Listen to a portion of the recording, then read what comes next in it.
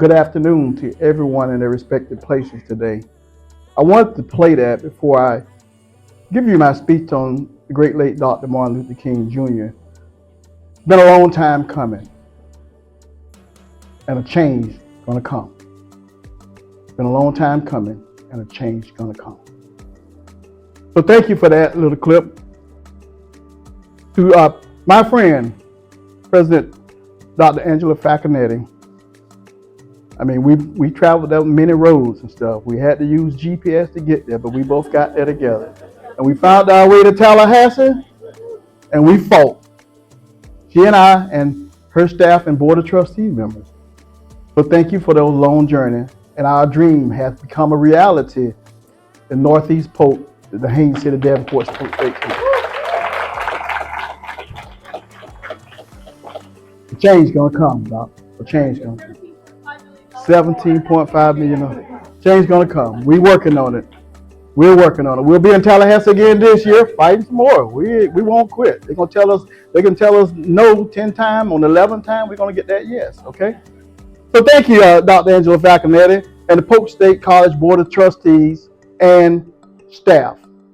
To Dr. William Neal and Lonnie Thompson, I am honored and thankful for this opportunity to share in this celebration in remembrance of the legacy of the great Dr. Martin Luther King Jr., one of the greatest civil rights leaders in the history of this nation, and also a symbolic world figure, a man who stood for justice, equality, and unity. But before I go any further, I'd like to take a moment and recognize my family and friends that came out to support me for this occasion this afternoon. Because my family and friends, now everybody here my friends, so just my family and friends can please stand. My family and friends, please stand. Let's hear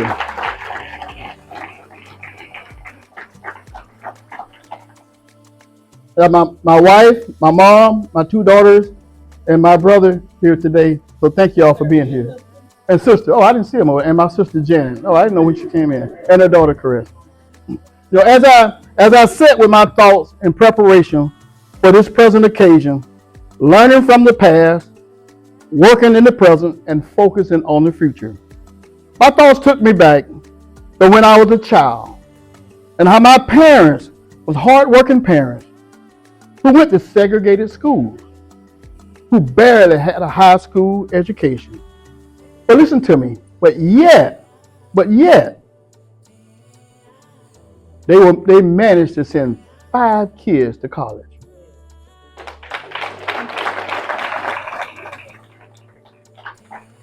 I thought on how their past effort and their sweat equity have made this very present moment possible, that I'm standing here before you today as your keynote speaker of the 21st annual Polk State College Dr. Martin Luther King Jr. Luncheon. I want to talk a little bit about my mom, mother, whatever adjective. I just want to talk about it. Years ago, back in the past, when I went off to college, I called my mom. So I thought it was going to be a little tough for me, and college wasn't for me. So I called my mom and I said, listen, this Friday, I'm coming home to stay. So my mom told me something that I'll never forget. And if you all ever pick citrus, she says, if you come home, I have a citrus sack waiting for you to pick oranges. True story. True story. I didn't call my mom back anymore until I said, hey, on this Saturday, I'll be graduating from Bethune-Cookman University. Not saying that there's nothing wrong with picking oranges, but that's something that I did not want to do. So I'm thankful for my mom today, because guess what? When I wanted to quit and come home and pick those oranges, she was focusing, I was focusing on the present. But she seen something else. She had made a down payment on a better future for me. So we're keeping that in mind on the theme, learning from the past, working in the present, and focusing on the future. Learning from the past. We must learn from our past, embrace our history, Use it as a stepping stone for the future. Do not let regrets weigh you down. Instead, use that energy as a fuel to learn from the past. Question to this audience today. Let me just ask this question. Who in here can change their past? No one. No one. Who in here can change history? No one. The past is fixed. It already happened. It's been fixed. Think about this. If the past was a lesson, what did we learn? Since none of us can change the past, then it must be our responsibility to learn from it, and build upon to make a better and brighter future. Example. Let me give you an example of the past. And I can guarantee you almost everyone in here has driven a car, whether they had a license or not. Right, Brian? But they probably driven a car. Have you ever noticed in a car, the windshield is bigger than the rearview mirror? We don't drive in the rearview mirror. We drive looking through the windshield. And the reason we do that, because the windshield is our future on where we're going. That's the big picture. That's why that window's so big. It is the big picture that you can see things clearly.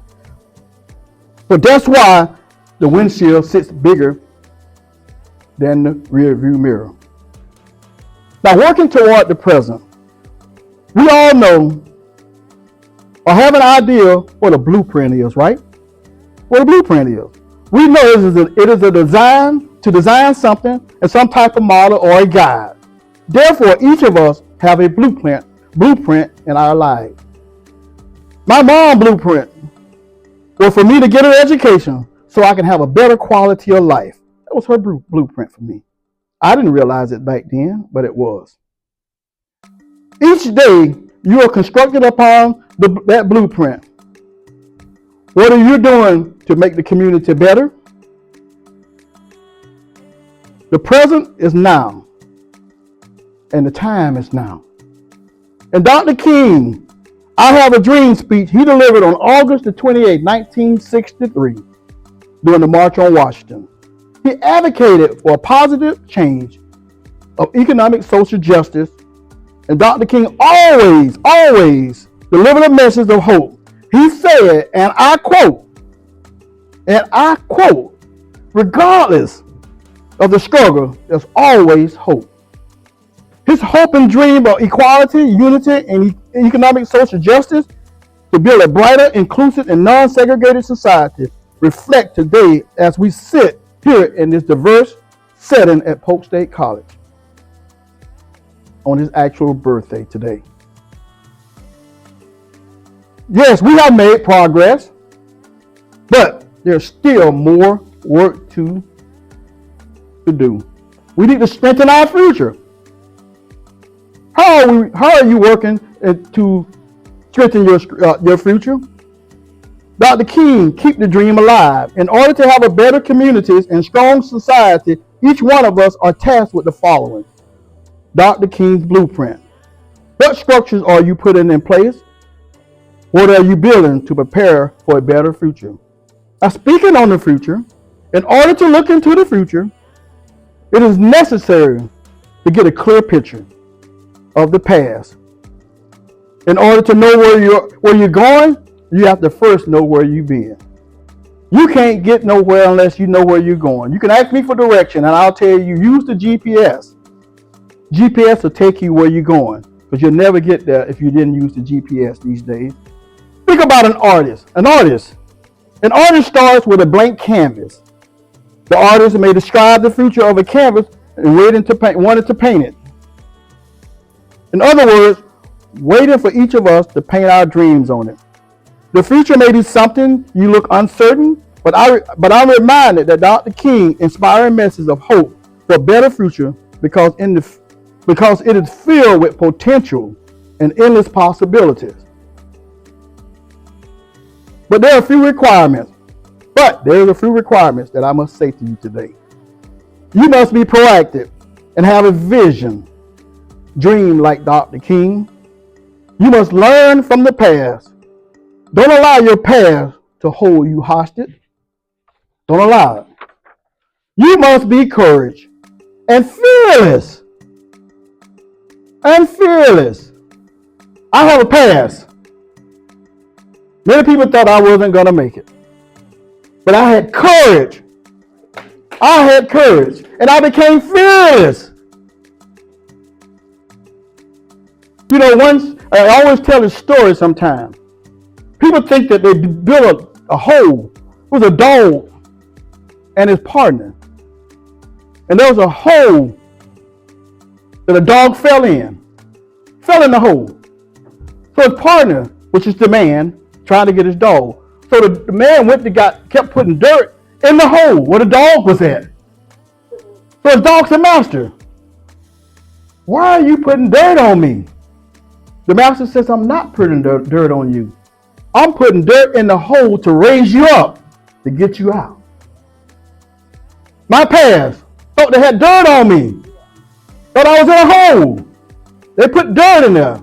My friends, family, all of these citizens of Polk County put dirt in that hole where I was at. And I'm thankful today to every citizen in Polk County that you raised me out of that hole and put me on solid ground. And I'm standing before you today as your speaker.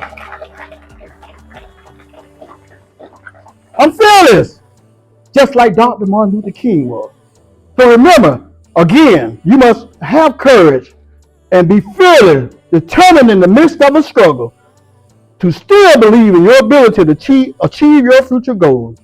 Because one thing for sure is that your future will definitely be a grade you receive from working that you put forth in the past.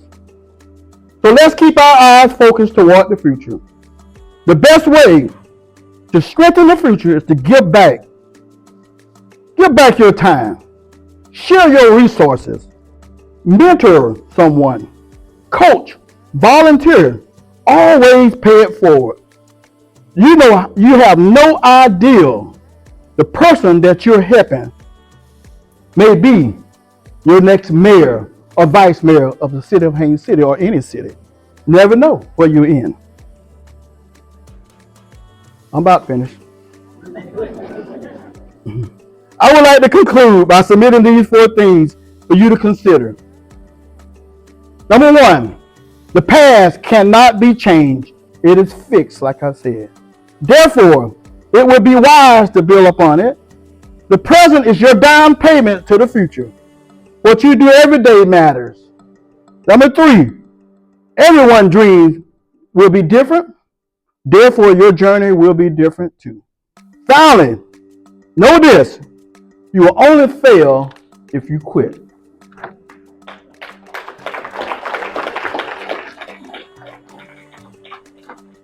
And remember, not ever give up on your dream. A dream delayed does not mean a dream denied. Future generation is dependent upon you. But there's an old poem before I take my seat. It says, and I always remember this, it says, when things go wrong, as they sometimes will, when the road you're struggling seems all uphill, when the funds are low and the debts are high, and you want to smile, but you have to sigh. When care is pressing you down a bit, rest if you must, but don't ever quit. Thank you.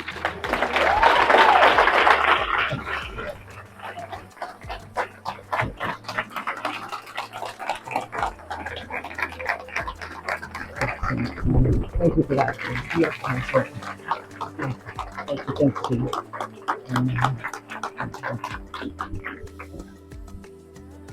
Thank you, Vice President West, for that wonderful speech. How that do? We all must have courage.